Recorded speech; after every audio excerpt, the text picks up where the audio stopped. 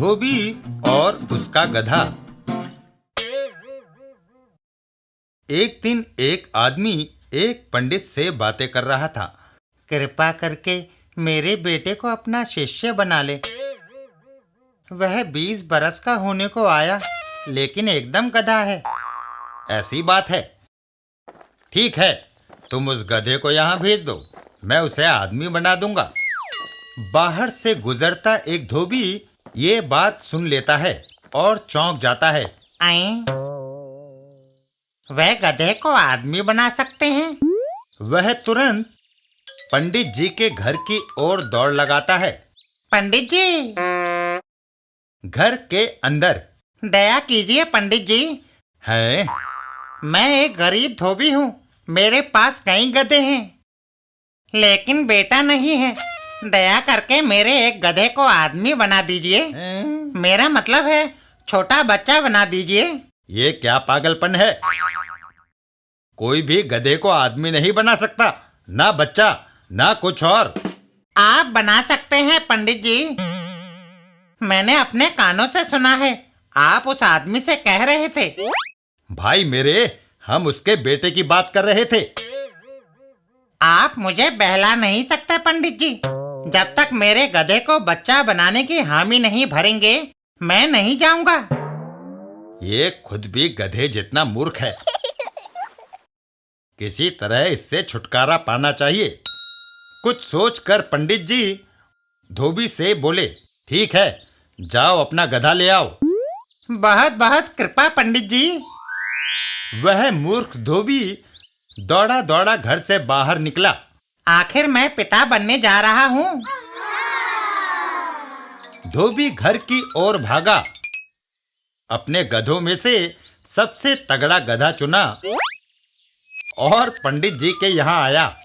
पंडित जी उठिए, ये रहा मेरा होने वाला बेटा।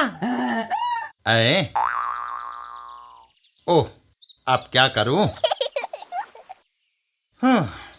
अच्छा, अपने गधे को यहीं छोड़ जाओ और 10 दिन बाद आना। 10 दिन? देखो, गधे को आदमी बनाने में समय लगता है, तुम्हें तो पता ही है। जी पता है। ठीक है, मैं 10 दिन बाद आऊंगा पंडित जी। चलो, 10 दिनों तक तो शांति रहेगी। पंडित जी गधे से बोले, देखो, आदमी भी कितने मूर्ख होते हैं, उनसे तुम गधे ही अच्छे हो। 10वें दिन पौ फटते ही, मैं अपने बेटे के लिए आया हूँ पंडित जी। अच्छा, कैसा है वह? किसकी तरह दिखता है? पहले अंदर तो आओ। पंडित जी दरवाजे की ओर बढ़ते हैं। मेरी ये कहने की तो हिम्मत नहीं है कि तुम्हारा गधा अभी भी गधा ही है। दरवाजा खोलने पर, मुझे सारी रात नींद नहीं आई, कहाँ है वह? देखो भाई, मैं तुम्हारे गधे को लड़का नहीं बना सका। क्या? मेरा मतलब है, मैं उसे छोटा बच्चा नहीं बना सका, मैंने उसे आदमी बना दिया है। भरा पूरा आदमी? हाँ। ठीक है, बेटा बेटा ही होता है। कहाँ है वह? वह बगल के गांव में चला गया। मैं जाकर तुरंत उसे वापस लाता हूँ।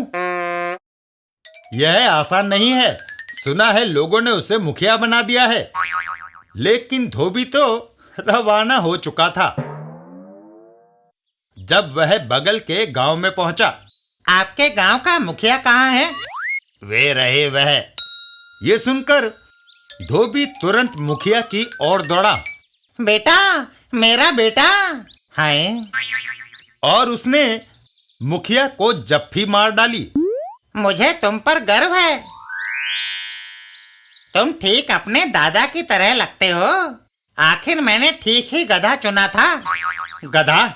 मुझे गधा कहने की तुम्हारी हिम्मत कैसे हुई? मुखिया ने उसे एक तरफ धकेल दिया। कौन हो तुम? क्या चाहते हो? क्या तुम अपने पिता को नहीं पहचानते? मैं तुम्हारा पिता हूँ। मेरे बच्चे, तुम्हारा पिता।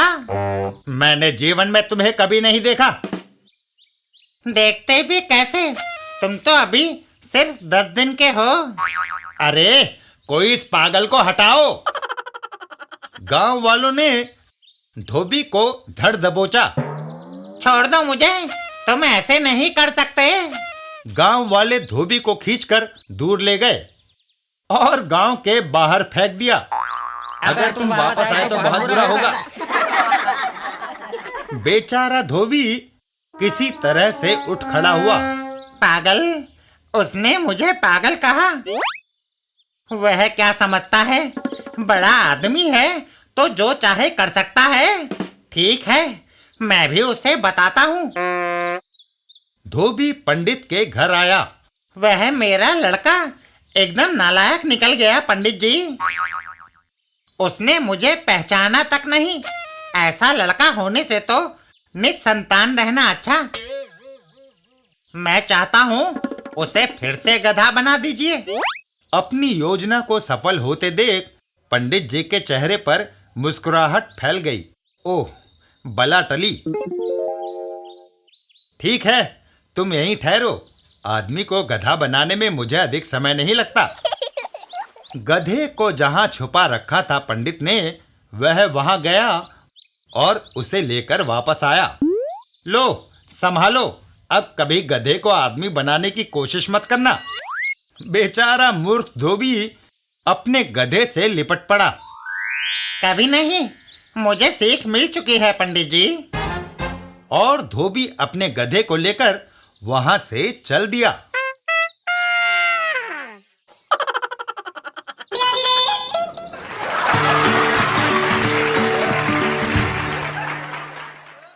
दान देने वाला और लेने वाला। एक गरीब ब्राह्मण ने राजा से विदूषक का पद मांगा। विदूषक को हरदम दरबार का मनोरंजन करना पड़ता है। क्या तुम वह कर सकोगे?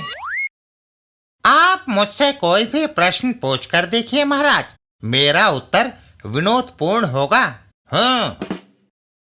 तुम्हारी हथेली पर बाल क्यों नहीं है? इसलिए महाराज कि मैं निरंतर दान लेता रहता हूँ। फिर मेरी हथेली पर बाल क्यों नहीं है? इसलिए कि आप निरंतर दान देते रहते हैं महाराज। अच्छा, मेरे दरबारियों के हथेलियों पर भी बाल नहीं है, ऐसा क्यों? विदूषक ने पलटकर दरबारियों की ओर देखा।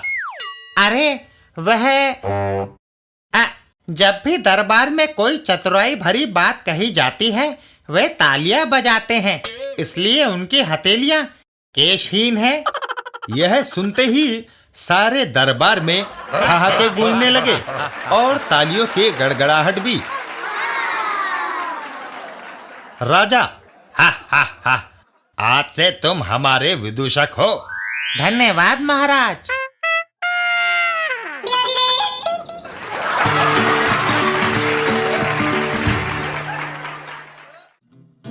लंबा चौड़ा खर्च। एक दिन एक अखबार के दफ्तर में। विज्ञापन प्रबंधक कहाँ मिलेंगे? उधर। वह आदमी दौड़ता हुआ विज्ञापन प्रबंधक के पास पहुंचा। कल से मेरी पत्नी लापता है। उसकी तस्वीर और एक विज्ञापन अखबार में छापने का क्या खर्च पड़ेगा? 15 प्रति सेंटीमीटर। यह सुनते ही उस आदमी ने अपना सिर पीट लिया।